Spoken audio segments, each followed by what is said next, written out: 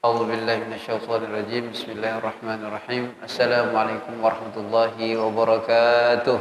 Waalaikumsalam warahmatullahi wabarakatuh. Ya Allah. Ini di tengah saya yang kasih salam ini. Pada ngantuk semua kamu.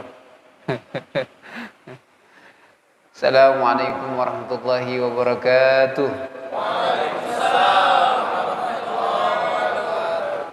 wabarakatuh. Di tengah selalu bagus ini, semangat. Ya, makan banyak tadi di sini? Betul itu, Ustaz. Oh, ente katanya makan banyak. Alhamdulillah wassalatu wassalamu ala Rasulillah wa ala alihi washabihi wa wa ba'du. Jemaah al-i'tikaf, as-shaimin dan as-shaimat yang Allah Subhanahu wa taala rahmati. Kita patut bersyukur kepada Allah Azza wa Jalla masih diberikan kesempatan oleh Allah, dipilih oleh Allah Azza wa Jalla untuk menikmati sajian terakhir dari bulan Ramadan ini. Dan harapan ketemu paling besar adalah sebagaimana beberapa waktu lalu saya sempat sampaikan di sini ketika memberikan kultum, bukan kultum sih. Ya ceramah, tapi ceramah asing sampai 5 menit. Yaitu tentang harapan besar kita Ramadan ini setelah selesai Allah juga membersihkan kotoran hati dan jiwa kita. Jangan sampai apa yang saya ceritakan lalu, Bapak Ibu jamaah sekalian yang kalau berjalan di Gunung Malintang bagian atas lihat sampah itu, sampah waktu Ramadan ini luar biasa banyak sekali. Menaik tanjakan 2000 ya, belokan itu sampah di situ tuh subhana man khalaq. Banyak sekali.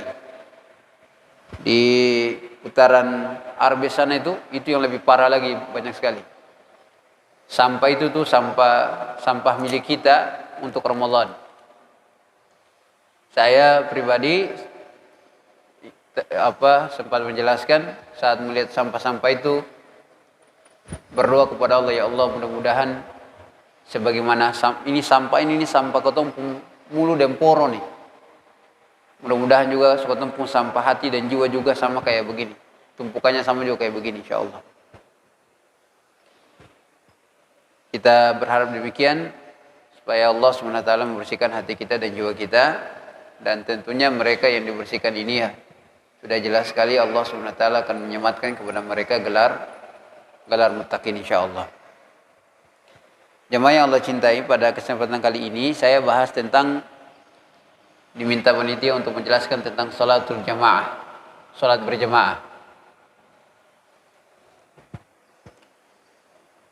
Bagaimana hukumnya dan lain sebagainya, hal-hal yang berkaitan dengan salat berjamaah. Ini juga sangat penting buat kita. Yang pertama adalah terkait dengan disyariatkan untuk salat berjamaah. Itu ada dalam ayat Al-Quran di surat An-Nisa. Allah bicara tentang salatul khauf, salatnya dalam keadaan khauf, dalam keadaan takut, atau salat dalam keadaan perang. Kata Allah, wa idza kunta fihim fa aqamta lahumus salat faltakum ta'ifatum minhum ma'ak. Kata Allah buat Rasulullah sallallahu alaihi wasallam, jika engkau berada di mereka dengan para sahabat lalu hendak ingin mendirikan salat 5 waktu, faltakum, maka hendaklah ada sekelompok orang salat bersamamu.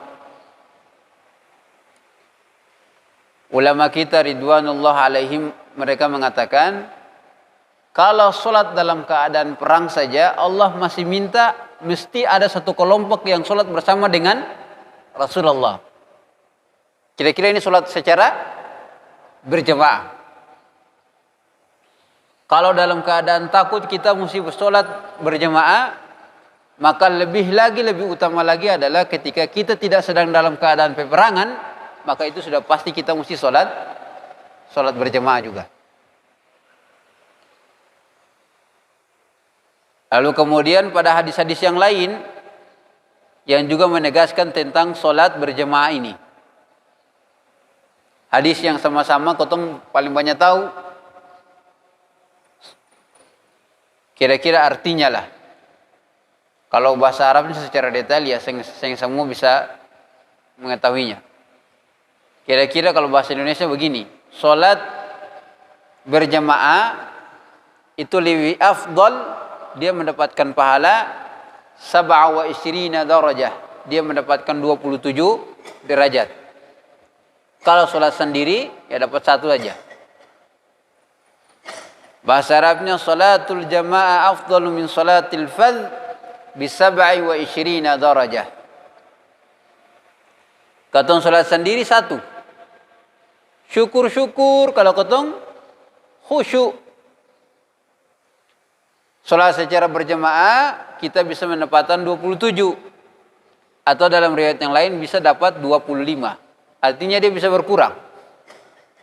Tergantung dengan keseriusan kita, kekhusyuan kita. Jadi bagi kita lihat ya, ingin mendapatkan derajat yang lebih besar, maka sholat berjamaah itulah yang mestinya katong kejar. Kemudian ada salah satu hadis juga dari Abu Hurairah. Dia berkata, "Atan Nabiyyu sallallahu alaihi wasallam rajulun a'ma." Jadi ada salah seorang sahabat yang buta. Buta datang ketemu Rasulullah sallallahu alaihi wasallam. Lalu dia mengadu ke Rasul. Dia bilang, "Ya Rasulullah, laisa li qaid yaquduni ilal masjid." Ya Rasul, beta ini buta. Lalu beta ini sedang ada punya pembimbing yang dia bisa bawa beta sampai datang ke Masjid Nabawi ini.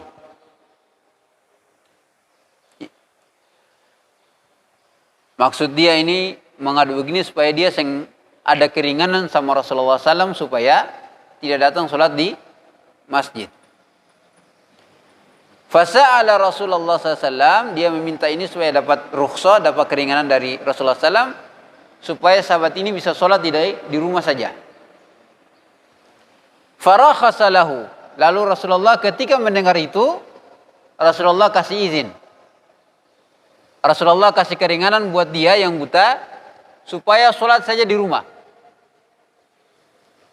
Tapi sesaat setelah dia berpaling, falamma walla, ketika dia berpaling beberapa langkah ke depan, da'ahu, Rasulullah langsung panggil.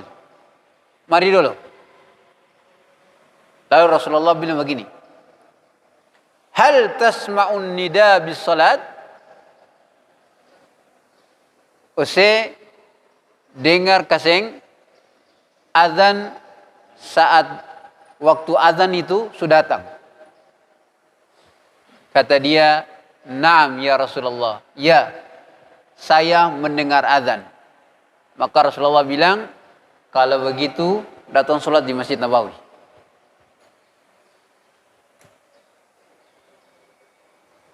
Ini gambaran tentang pentingnya sholat berjamaah. Orang buta, seorang sahabat yang buta, datang minta izin, Rasulullah kasih izin. Tapi beberapa langkah dia berbalik, Rasulullah panggil dan Rasulullah langsung bilang, dengar kasih waktu azan. Ya Rasul, saya dengar. Kalau gitu sholat di masjid.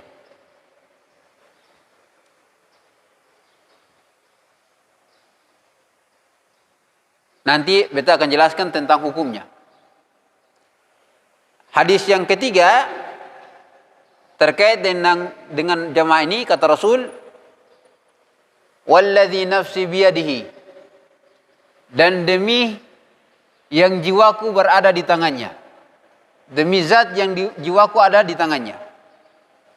Laqad hamamtu. Saya ini hampir-hampir pengen sekali an amura bihatabin fayahtatib. Saya minta kepada beberapa orang untuk kumpulkan kayu bakar.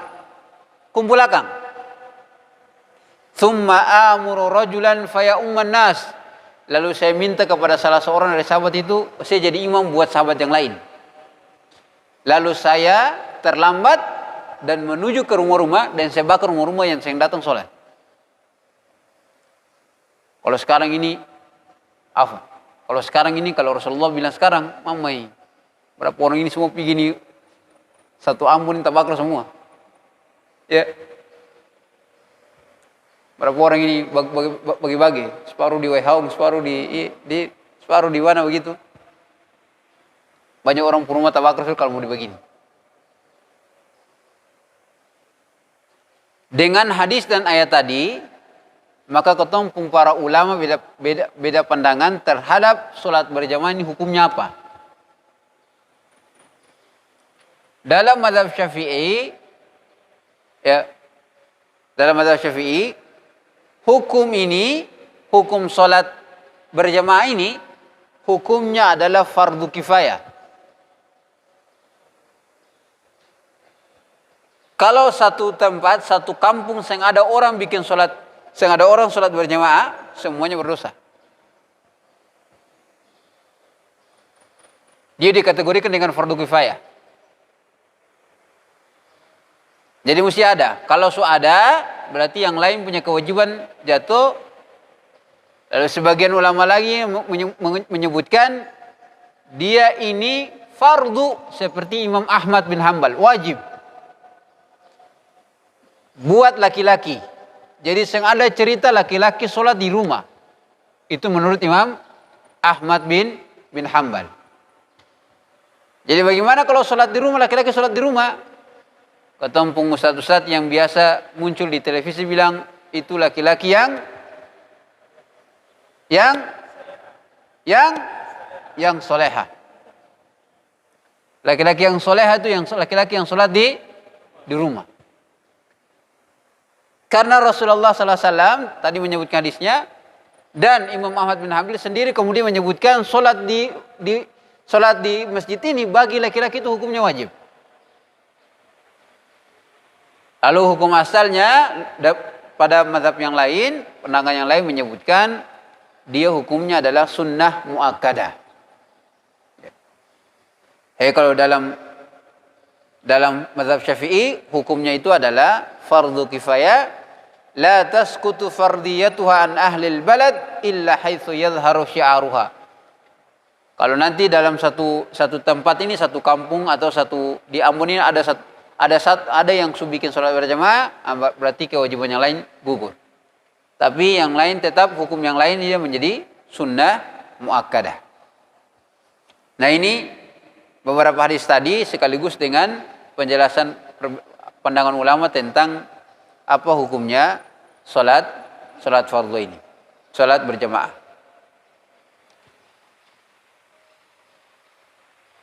Jamaah sekalian dirahmati Allah.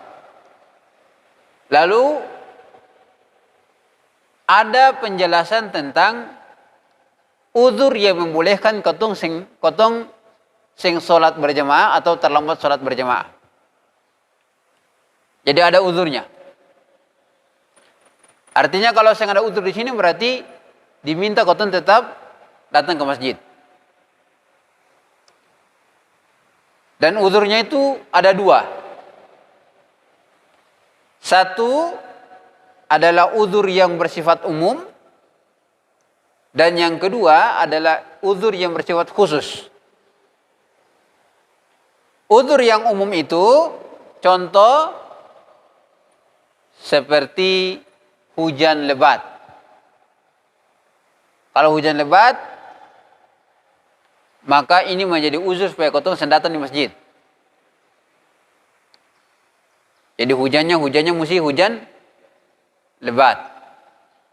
Bukan sekedar hujan saja. Atau hujan gerimis. Ustaz, afwan.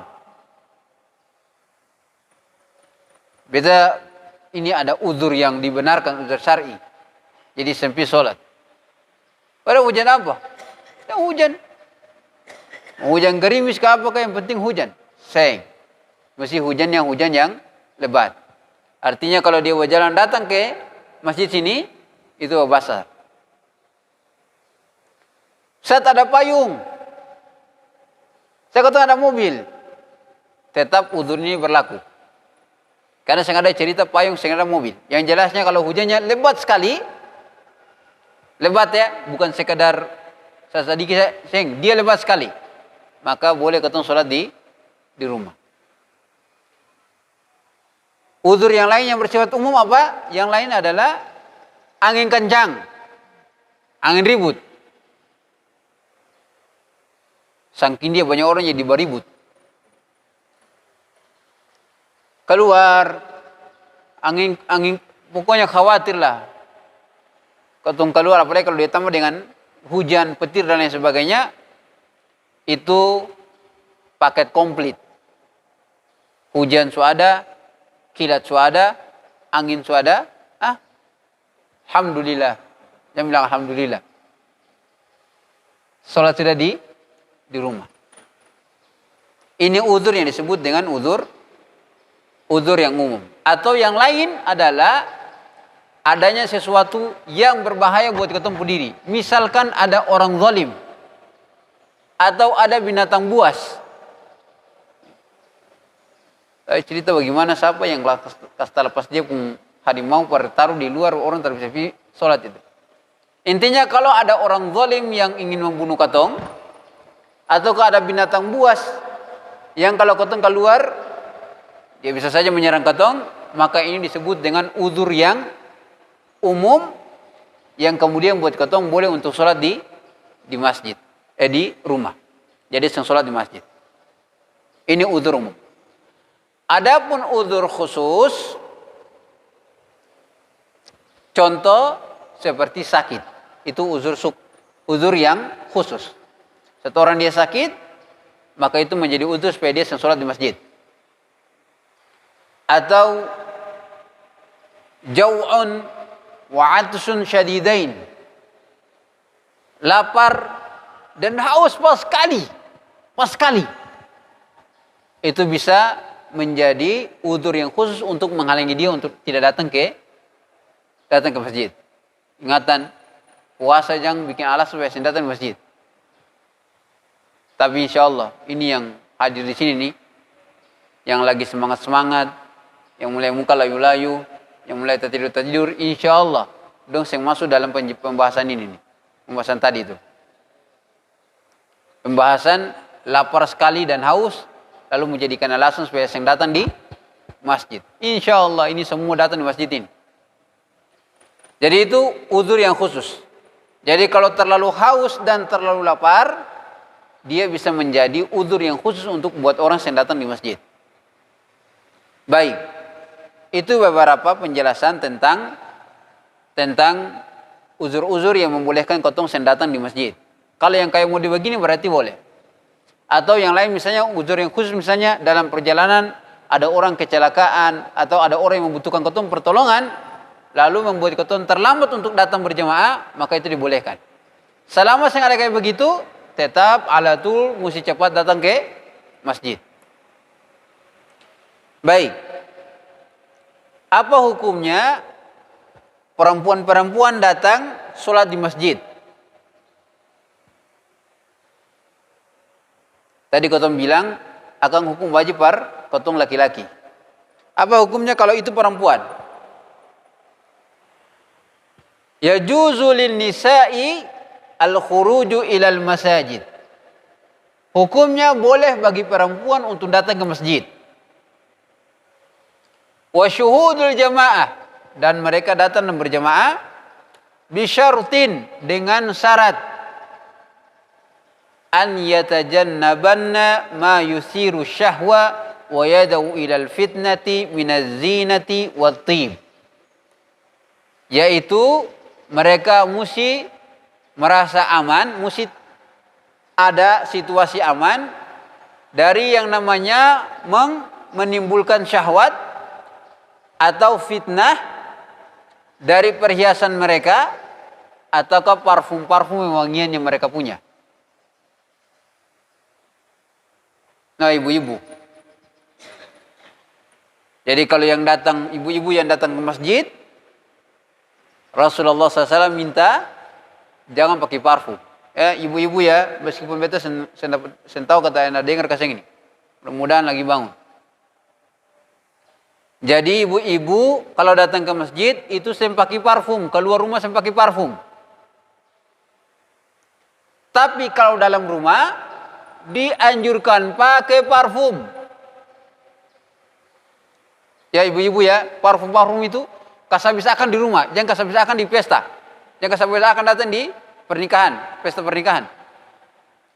Karena yang butuh parfum itu adalah paitua.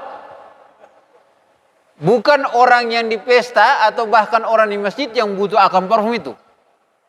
Ya. Jangan sampai akan terbola balik. Orang yang di luar di pesta atau di masjid dapat cium akan bau harum, dia pumpai di rumah dapat cium bawang, ya, dapat cium asap, keringat dan lain sebagainya. Itu semua boleh. Maka Rasulullah bilang mereka boleh datang ke masjid selama dua hal tadi. Mereka tidak menimbulkan syahwat atau tidak menimbulkan fitnah dengan perhiasan yang mereka miliki ataukah wewangian yang mereka punya. Kalau cerita tentang orang Arab dulu, dong kebiasaan pakai galang di kaki. Kebiasaan dong pakai galang di kaki, dong mau jalan supaya bunyi kayak cering cering kecing kecing kecing. Ada yang tahu? Ini dia ini. Maka itu dilarang. Rasulullah SAW menyebutkan, la tamna'un nisa'a an yakhrujna ilal masajid.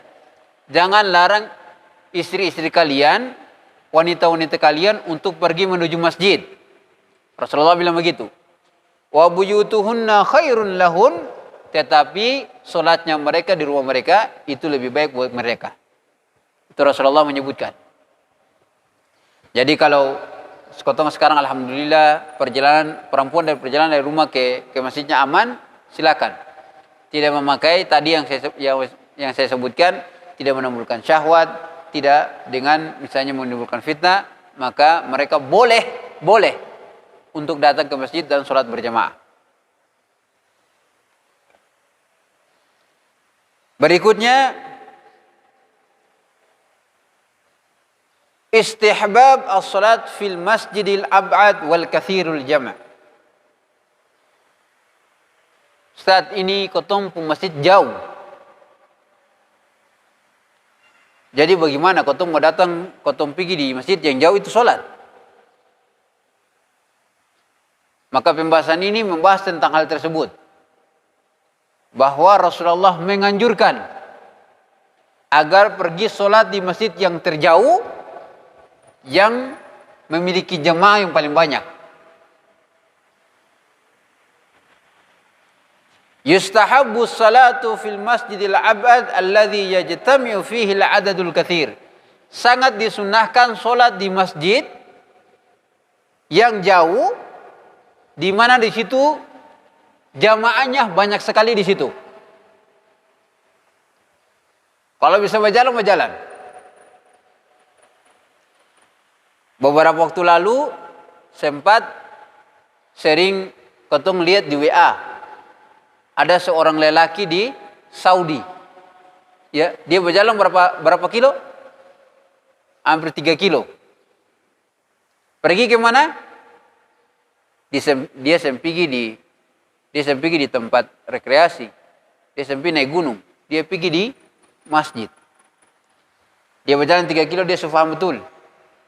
Waktu sholat segini berarti dia sudah berjalan segini. Lalu videonya itu kan ada orang yang dengan mobil, minta dia supaya naik di mobil, dia bilang, seng musah. Beta begini berjalan begini sudah. Karena beta senang sekali, karena Rasulullah SAW bilang, Rasulullah menganjurkan orang pergi ke masjid yang jauh dan berjalan satu kaki, satu langkah, dia menghapus dosa kita, dan satu langkah lagi dia mengangkat derajat kita.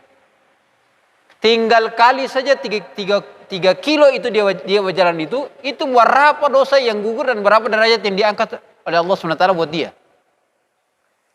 Dan ketemu masalah sekarang ini adalah itu. Masjid-masjid dibangun tak ruang. Masjid dibangun tata ruang. Dia punya efek nanti dalam persoalan Jumat. Ini kalau kita membahas fikih Jumat ini, nanti orang bisa bakal ini. Karena dalam fikih Syafi'i, dalam satu kawasan itu cuma satu Jumat. Tidak boleh ada 2-3 Jumat. Selama masjid yang utama masih bisa menampung orang, maka tidak boleh orang bikin Jumat di masjid yang lain. Coba itu. Ini kalau pakai orang tetua dulu yang orang tetua dulu yang mazhab Syafi'i, ketemu orang tetua dulu sini. Habis kalau dong salat Jumat, kadang-kadang kalau sampai 40 orang dong salat zuhur kembali. Nah, katong kalau mau begitu, kalau sekarang yang katong masjid-masjid yang bakudeka, kalau pakai mazhab Syafi'i itu masjid mana yang betul untuk Jumatnya itu? Kita ada beberapa. Ada satu tempat, betul saya sebutkan. Pokoknya wilayah Kebun Cengkeh lah. Ini masjid yang satu itu mengkali di Parampuan sana itu. Masjid kemarin dong mau bangun masjid ini, itu cuma jalan begini salah belok kemari sini. Dong undang beta berkasih ceramah. Awalnya beta kira TPQ. Dan bilang, Ustaz di sini juga nanti akan didirikan masjid. Udah subhanallah. Ini kan kamu masjid itu di depan sana, tinggal kamu mau jalan depan, belok saya langsung dapat sana tuh. Alasannya kebanyakan apa? Kotong masjid jauh, jadi kotong bikin masjid sini pada kotong deka. Padahal pas bikin masjid terpenuh-penuh juga. Allah yashfih, mudah-mudahan Allah sembuhkan Ustaz Dullah, imam di sini, Ustaz Dullah. Ustaz Dullah Patilo itu cerita antua sholat di satu masjid. Di Kebun Cengkeh sana sudah. Saya sebutkan akan pun nama lain. Sholat Jumat. Datang antua khutbah cuma 2 saf sampai 40 orang. Padahal akan sekitar mungkin dari sini ke mana? Ke Trikora sana ada masjid satu. Satu deretan, satu jalan begini lah dengan akang. Masjid di sana full. Di sini cuma dua saf. Sekarang mau cerita tentang akang hukum fikih Jumatnya. Ini sholat, kalau pakai mazhab Syafi'i, Jumat ini sah kasing. Nah, itu jadi problem. Nah, dengan ini sebenarnya mau dijelaskan bahwa ketumpung masjid yang jauh, ketong keluar dengan jalan kaki, Allah angkat ketumpung derajat 1, Allah hapus ketumpung dosa 1.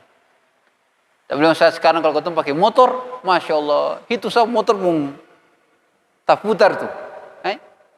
Motor pun tak putar tuh sampai di masjid itu. Mobil, motor 2. Yang lebih luar biasa tuh mobil, terampa. Datanglah ke masjid itu. Beta senang di beberapa kampung tuh, salah satunya tuh di Katapang. Karena beta pernah ke situ. Dan masjid jami besar, sisa-sisanya itu adalah musola saja. Jadi sholat Jumatnya tuh di masjid yang besar itu. Kita pernah khutbah di situ. Kita bilang ini betul. Karena sholat berjamaah itu sisi syiar yang ingin